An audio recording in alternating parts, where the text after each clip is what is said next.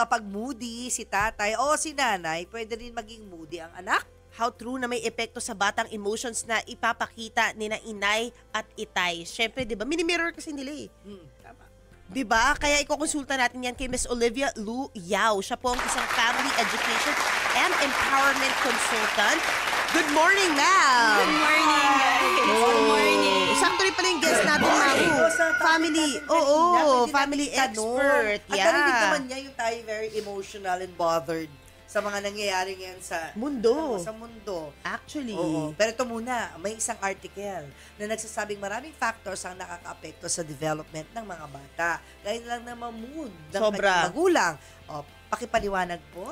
Yes. Well, because, first of all, good morning, everybody. Good morning! Yes, please greet everyone. So, di ba, syempre, kasi yung mga bata, yung world nila maliit. Yun lang yung sa bahay or sa school. So, their development is greatly affected by the people that surrounds them. So, if somebody's mentally unwell, maapektuhan syempre yung development nila. Kasi sila yung pinaka-biggest role model ng bata. And sila din yung nagbibigay ng feeling of safety and security, which is very, very important for kids. So, kunwari, kung yung mommy parating depressed, or laging galit. Nagiging anxious yung bata. Nagkakaroon ng feeling na hindi safe, right? And this could also lead for the kids to escalate their behavior. Yung wala silang emotional regulation skills, ganyan.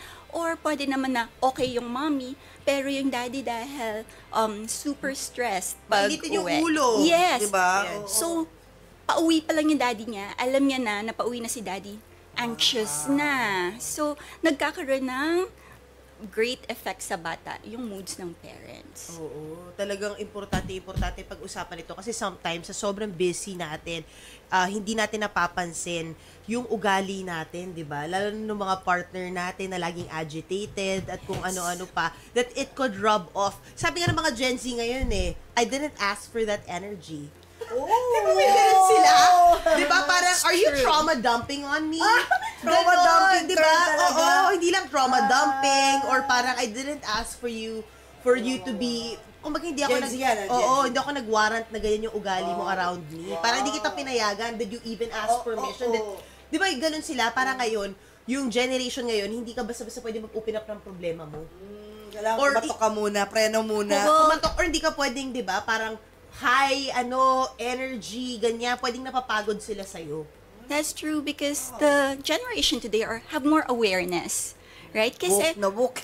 Oo, kasi maraming external factors ang nag-a-affect sa mga bata, right? Isa na dyan yung peers nila, yung social media, their community. And since there's more, information available ready for them. So they know how to set boundaries, which for our generation, hindi tanggap dati. Medyo offensive pa, di ba? Hindi, tsaka pagka, lumaban ka dati, stand in the corner. Yes. Do you still believe in that? Well, like, timeouts when used properly can be effective, but there has to be proper processing afterwards. What's the processing afterwards? So, like, I usually tell parents, okay, you give your children space after they've been, diba, halimbawa, they've been naughty, nagwala, or galit na galit, or you give them their time and space. Huwag niyong guluhin na parang kailangan kausapin, bigyan na ng lesson right away. Kasi, diba, pag galit kayo, pag tinry kayong kausapin, lalo kayong nagagalit. Oo, tao lang yung mga bata. Yes. May ilang minutes yan at time. So, you just give them their time. 30 right? minutes, 1 hour. It depends for each child, right? But the important thing here is, pag kumalma na yung bata, huwag niyo agad kausapin.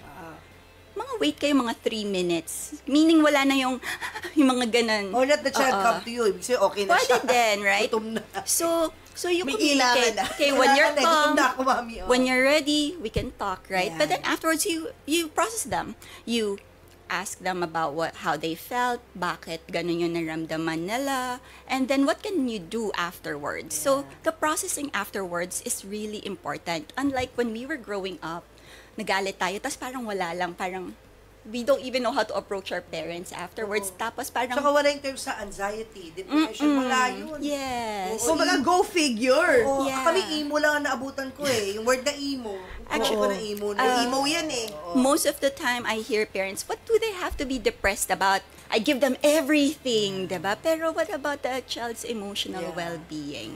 Yung pagiging, kasi hindi enough yung you provide for them, diba? Yeah. You have to be emotionally present. And unfortunately, our conditioning is to dismiss or minimize children's emotions. And na parang, oh, wala naman yan eh, wala na yan. That's nothing to cry about, diba? You just dismiss it or minimize it. Yeah. So, hindi natututo yung bata na mag-process or to feel everything. Also, we're conditioned to dwell in our feelings. Na parang pag bad girl ka, parang bad girl ka throughout. Everybody's calling you, makulit yan, hindi yan nakikinig. So, yun yung nagiging internal narrative. Right? We weren't taught how to move forward or to, move forward from our mistakes or how to move forward from the current emotion that we're feeling. Yeah. So those are skills that kids need to learn. And we have to remember that the kids, their life experience is so small and their world is so tiny. And most of the time, that's just us. We structure and pace our kids. Bakit maswerte ng mga bata kayo may ganito, no, ng mga topic. Itong bata ako. Ligaw ako eh. Parang figure it out, girl. Collier's Encyclopedia. Oo, Di ba na diba? nabasa Parang, pala yun? hindi, pero ako talaga, ako yung Sino i-roadmap roto mo. Wala, ako din. Hindi, As in, your brothers, talaga. sisters. Ay, brothers lang pala, no? Hindi, brothers kasi sila eh. Diba? Macho ko eh. Dismiss. So ako din, macho ko. Para kaya ko to! Yeah. Pero yun nga, kasi ako, ang naging tendency ko, lagi ako masaya. Naging gano'n naman ako. Ano naman Galing mo nga yung mga masiyahin ka despite what you went through. Yeah, diba? yun nga. Ang Pero family. feeling ko yun ngayon na ko. Although, hindi ko ginagaslight yung challenge that I've been through. Like, Yeah. na ko talaga yun. Pinroses ko yun by myself. Then that was the most difficult thing. Because hindi marunong yung parents ko. Hindi nila alam like how to explain. That's why, kunwari, when I see yung ibang family, tas nasa elderly, tas nasa 80s yung parents sila or 70s, tas sobrang dismissive, na nakikita ko right away na parang, red flag. Hindi man red flag, or parang it's a marker. It's a marker that should be talked about, that should be addressed, that should be, kaya sinasabi nila, Ate Mitch, hindi mo sa wala, I'm the honest friend. Sasabihin ko talaga sa'yo. Hindi ka pwedeng ma-sugarcoat. Sasampalin kita ng reality. May mga reality slap friend ako. Parang, ito yung totoong nangyayari. Ito yung totoong nangyayari. That's a real friend. Yun. Hindi kasi ayokong maligaw ka na naniniwala kang ganun. Pero hindi ka Tama, ganun. tama. Diba? That's Mas true. mabuting alam mo kung nasaan ka. Oo. At saan ka papunta. Yeah. And a lot of Yeah. our kids need that. From kids to the youth, to yung mga Yes. 20s. Well, you have to understand that perception is reality. So, kung yung perception mo ng world is like this, sa'yo, yun yung reality mo. So, it's good to have an outsider tell you na, hey, hindi ganito. Or parang take a look at this other perspective, right? Maybe you can become more aware of your environment or what's really going on. So, that's good that you do that for your friends. Yes, I do that even for my brothers. Kaso sabi, hindi ko tinatanong. Kasi masyado naman malakas yung personality ko. Tama lang. Grabe ka naman. Kailangan pala naman yung lalaki. Alam mo yun, hindi yung sa diba? Parang kailangan reality Yeah, lang. tama. Pero yun nga, paano ko sobrang masiyahin yung magulang? Medyo, hindi naman ako nag-gaslight, no? Pero minsan ganun, sinasabihan ako, yung energy mo. Ayun yun. Isa sa Paggabi na. Pinas masyadong masiyahin na magulang. Yung Okay. energy to the max. Sinasabihan ako na Negatively. para lalo Maganda paggabi, yan. kumalma ka. Kalma. Kumalma Baby, ka na, girl. Ayan na, paano So, kung opposite naman? there's such a Always thing happy. as what we call toxic positivity. Ay, may ganun pala. O, ba, hindi Okay. na ako Hindi toxic. naman toxic Pero siya. kasi 'di ba, yung toxic positivity, yan yung parang it's not based on reality na din, 'di ba? Na parang may nangyayari ng totoo, parang sasabihin sa'yo, okay lang yan, tingnan mo to, mas mahirap nga yung buhay nila. Or parang ako, tingnan mo nga, hindi ako kumain ng like this. Pero okay pa rin ako, 'di ba? That's toxic positivity. It also contributes negatively towards a child's development because they're not really learning how to deal with, their true emotions. That's kind of like also dismissing and minimizing their feelings. May chance na baka mamaya ma-dismiss mo nga yung mga, tama. Tama yan, no? So, dapat yung mga gano'n, mas conscious din ako na, baka mamaya iniisip ng anak ko, lagi masaya. Yeah. 'Di ba? Baka pag dumating na yung negative emotions, yung malungkot. Hindi na niya alam. Ano ba maging malungkot? Oo. Alam mo yun? Yeah. Ganda yan, Doc. Pero yung anak ko naging matapang. Parang like ako. you. Oo. Parang ikaw. I mean, Hindi that's, umiiyak. it's good to build resilience in kids, diba? Pero we also need to teach them how to deal with the negative emotions or the heavy emotions na hindi naman kailangan parating masaya. It's okay to not be okay nga, diba? True. It's okay not to be okay. But when we're not okay, we can feel our feelings and then we have to do something to move forward, right? So, hindi lang yung nandun tayo, no, I'm kawawa, I'm victim, mommy help me, somebody always has to help me. What can I do to help myself? Right? What can I do to move forward? So, yun yung important role natin as parents is not to solve our children's problems for them, but to guide them. Problem solve alongside them. Kasi, skill yung problem solving. Eh. So, the more that we guide them, the better it is for them. How to guide. Like yung mga basics, 1, 2, 3 of guiding them. Starting when they're siguro 5 to 10 and then teen years. Yeah, okay. So, of course, everything has to be age appropriate. You don't expect your 5-year-old to be able to do everything on their own, right? The most common mistake kasi is, kunin mo lang to. Okay na yan. Diba? Parang we give everything, all the solution to the kids. Correct. Parang inutos mo lang. So, you wanna be curious. That's, I think, the best way to put it. Be curious. Kung ano yung niisip ng anak mo, hey, what do you think is the best possible solution for this? Yeah. Or halimbawa, natapon niya yung water. So, instead na pagalitan mo yung anak mo, which is how we grew up, right? Yeah. You go, oh, what do you think we should do? Should we get a rag? Ganon. Tapos pag kumuha ng rag, you praise them. Oh, let's clean up, diba? And then, oh, we don't have water anymore. What do you think you should do? Para nag-work yung brain tama. nila. Problem solving. Hindi yung parang, kung kuha ng tubig, sabihin mo kay Yaya ganito, diba? Hindi spoon-fed. Oo. Tapos ang nangyayari, nabuboost yung confidence ng bata na, next time na matapon, alam ko na yung gagawin ko. Hindi ako matatakot na sisigawan ako. Tapos, or worse kasi, pag fear-based yung punishment or yung discipline, natatakot yung mga bata, they don't see you as safe people na. So, They hide. They hide. They learn to lie. Kasi natatakot sila na paluin sila or sigawan sila. So, they hide things. Whereas, when you help them, right, then they become more confident. They know what to do. They learn how to move forward. That's nice. Grabe. Ayan. Paano bigla sinabihan ka ng anak mo na, Mami, bakit ka ba laging galit? Pag older na, why are you always angry? Okay. Paano sasagutin yun? Ewan ko sa'yo! Hindi na sinagot na Di ba ganun. ganun sila? Yung mas matatanda, ganun sila. Di ba? Sinasabi mong galit. Nagtatanong na nga ako. Tatanong lang Relax. po ako, relax. Hindi yung ganun. Pag yung reality na sinabi na talaga May sa'yo, kilala akong ganun lagi ka na lang parang- galit. Oo, yung may taong gano'n, laging galit. Ba't ka galit? Ang saya. Saan kayo nung kinainan natin kanina? Oh, yun. Ba't galit ka? Galit ka pa rin. Okay, so a couple of things here. Sometimes, kailangan din ng parent ng awareness. Kasi sometimes hindi nila alam na galit na pala sila or they come off as galit. Yes.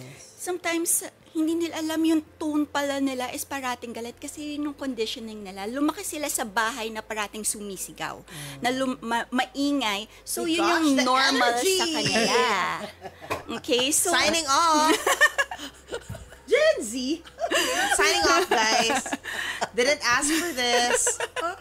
So minsan when it's brought up, nagkakaroon ng defensiveness sa parent, right? Pero this is why sometimes parents should also listen to their kids kasi the kids, they're the experts on their parents. They've observed their parents their whole lives, diba? That's why yung mga bata pag sinabing mo, you copy mommy, parang act like mommy, perfect yung nila, impersonation nila, diba?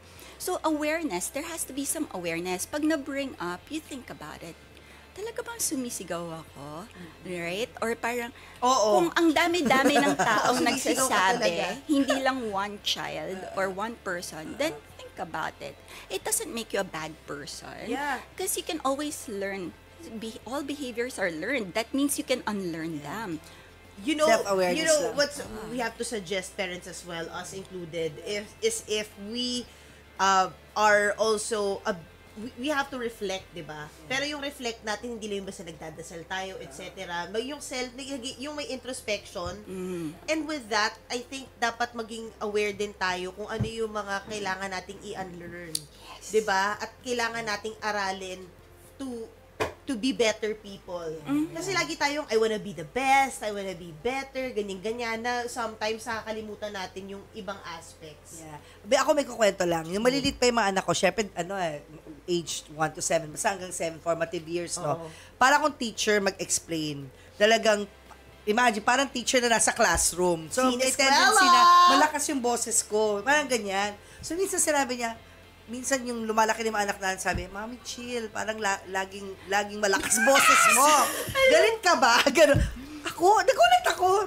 Hindi ako galit. I'm just trying to stress a point. Mukha ba akong galit? Parang yung sound ko ba galit? Oo, para you sound angry all the time. Si Neo, kaya natuto na siya. Yung, in later years na sasabihin niya, lalapit siya. Chill. Kagaling na yun. Thank you. Kaya lagi ko na ngayon sinasabi sa kanila, I was open to it na lang. Sabi ko na lang, sabihin nyo sa akin minsan pag malakas ako magsalita, kasi unintentional yun. Nasanay na ako na nasa TV, maraming kausap, ganyan-ganyan, na para ako nagtuturo. Hindi ko alam, ganun yung dating nila. But ma'am, magkatapat lang tayo. Ganyan sasabihin. Andito lang ako. Napaka-soft-spoken ni Antonio. Ganon. At least, sinabi niya sa akin na may tendency akong maging malakas yung boses sa bahay. Ako naman sobrang high energy sa gabi. Ayan. Di ba matutulog na tayo? So yun. Listen to your kids. Yes. Pero ngayon na 20 years old na si Antonia, tapos 15 na, wala na sila doon. So at least nasabi na nila sa akin. So ngayon, aware na rin ako na, okay, malakas ba yung boses ko, Papu? Pero sobrang cute nakita ko pag game sila makipag-challenge sa'yo, yung video. Kahit hirap na hirap sila sumiyaw. Hindi kasi hindi. Yung ibang mga anak, di ba, they'd be like, cringe, di Sila ba? na pinagbibigyan nila Ang ako. galing, sobrang sweet. Yeah, we're doing this for you, Facebook mom. Tanggal sa akin, Facebook mom. Tapos there was a time, Karen. Sino ba tong Karen na to? Ano ba? Ganon. Exactly. May mga times sa Karen daw ako. Bakit ka daw Karen? Google it, mom. Hoy, hindi ako Karen, Grabe naman Grabe kayo. ka, bakit ka Karen? Ganon. Hindi naman ako Karen, Joke lang. Bakit ka daw Karen? Wala lang. Hindi ka Inaasan lang nila. Karen. Bakit nga eh? Inaasan nga nila. Nakakatuwa. Alam mo yun, ganon sila. Nakakatuwa. Yung humor nila, nagigets ko na ngayon. Facebook mom tawag. Okay, so kami, nag-TikTok kami the other time. Sino Gen X? Yeah, boomer. Okay, Yeah, boomer. Facebook mom. Boomer. Nakakatawa. I always hear that. Ayan, okay, boomer time. Pero, baka mamaya paglaki ni Erin, tawag niya sa akin, IG mom. Diba? Baka dated na rin yung IG mom. Pwede. Kasi diba Snapchat tsaka TikTok sila? Hindi ngayon Snapchat at TikTok Bumalik sila. yung Snapchat? Bumalik yung Snapchat. Bumalik yung Snapchat. Kasi hindi na ako makaride, hindi ko na mag-gets, ba't gusto nilang mawala? Doon na uso yung 24 hours mawawala yung video, di ba? Hindi ko alam. Hindi ako dumaan sa Snapchat. Di ba may stories? Okay, Tsaka yung My Day. Oo. Dahil yun sa Snapchat. Dahil, tapos, di ba, akala natin hindi na uso yung Snapchat, sobrang lakas pa rin niya sa Gen Z and for Gen younger Alpha. generations. Talagang we learn, no? Ako sa Discord, doon ko nalaman, may Discord chat pala. Sabi niya, Mommy, don't download this. Hindi sa'yo bagay. Why? Kasi pang bagets na yun. I have Discord. Sino ka-chat mo? The people that I play video games with. Yun Ganun sila. Discord Oo. eh. But I'm the oldest one. Nga, Discord. So they call me auntie. Ano, baka may Discord Hindi na ko si nga Discord. Naka-cloud. Naka-cloud yung phone. Kaya nakikita namin yung ka-chat niya. Bilis nila mag-type. Sabi ko, tingnan mo, Papu, mag-type sila. Ay, naku, baka, buti hindi nanonood si Neo ng TV. Nalalaman niya. Kaya alam namin yung chat. What's going on. Yung mga terms nila. Well, actually, because of that's iCloud. quite important that, your children, you supervise or you kind of monitor things because in every platform, there's a lot of predators. Yeah. Even if they say Sobra. that this server is just for kids, they still are able Nasa to news yan, di ba infiltrate yung Roblox and Yes, Discord? that's right. Oo, doon pumapasok Ginroom yung yung anak niya. predators. Pero alam mo, yun na nga yung natin buto na lang journalist din tayo. Para medyo 10 steps ahead din tayo pagdating sa ganyan. And I hope this platform can help our listeners to also be the same. Diba? Diba? Speaking of family na rin, isingit na natin Ayan. about Yung payo sa mga magulang na laging galit. Yeah. Okay, payo, the tips for parents, Yes. right? So, several things, right? Take care of your own mental health. Kasi pag sobra kayong stress parate, parents easily get overwhelmed, Yes. right? Yung sensory overload kasi Tao lang. lahat ng mga bata nakakapit sa'yo, diba? Tas ang dami mong ginagawa, your mental load is so much. So, make sure that you delegate, child rearing isn't just the mother's job. It should be a partnership between the mom and the dad, diba? So, dapat pinag-usapan niyo ng asawa mo kung ano yung roles niyo, kung ano yung mga trabaho niyo sa bahay. Hindi pwedeng puro si mommy lang. Lalo na, kasi yung mga mommy nagtatrabaho na din, diba? So, kailangan equal yan. Ang tips ko sa parents is, number 1, still go on dates. Right? Yung dates, hindi yan massage, hindi rin yan movie, kasi hindi kayo nag-uusap. Pag nag-date kayo, kahit 1 hour lang pagka natulog na yung mga anak nyo, kahit hindi kayo umalis ng bahay, bust out the whiskey or coffee or whatever drinks that you like. Talk to each other what went well throughout the week. Ano yung biggest challenges nyo? Tapos kung ano yung tinry mo para ma-solve to. Kasi the more that you know about each other's challenges and wins, mas madaling yung masusuportahan yung isa't isa. I also suggest decompression time before stepping into the household para hindi mo nadadala yung init ng ulo mo from work sa bahay.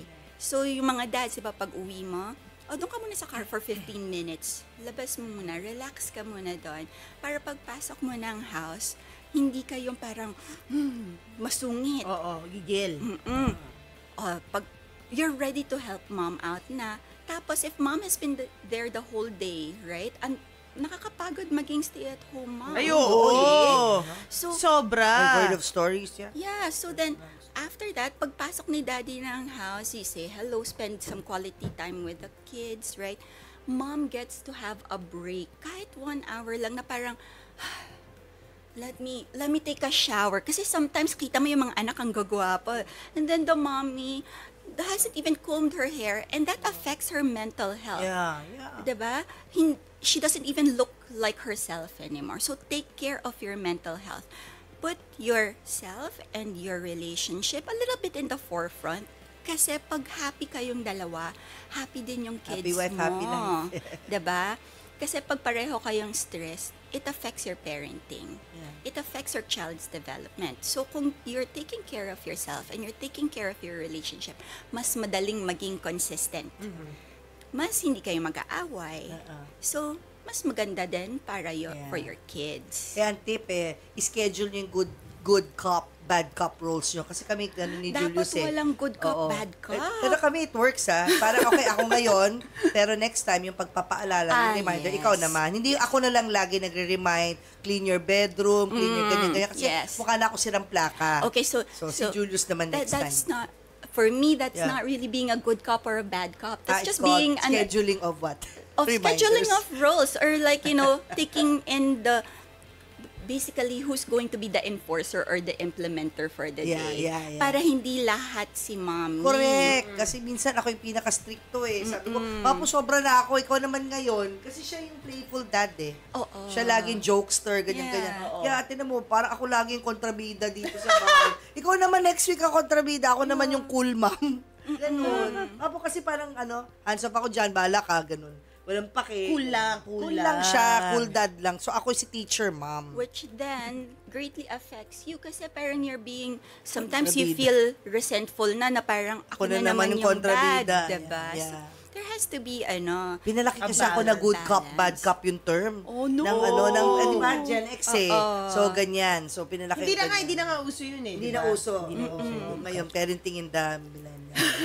But Ma, we learned so much. Thank you so learned so much. much. You're so Sa kayo good. pwede i-follow, pwede ba kayo i-book Or i-message, for consultation?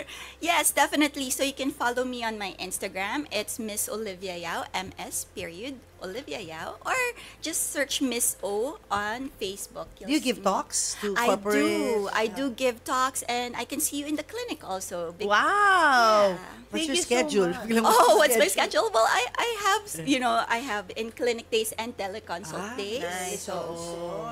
Yeah. Yung pinakamadali, teleconsult, di ba? Thank you. But You're Miss welcome. Olivia, thank you for your time. I hope marami tayo natulungan ulit magulang, di ba? Maraming salamat, Miss Olivia. We appreciate Thank you you. so We much appreciate for you. having Thank you me. so much. God bless you.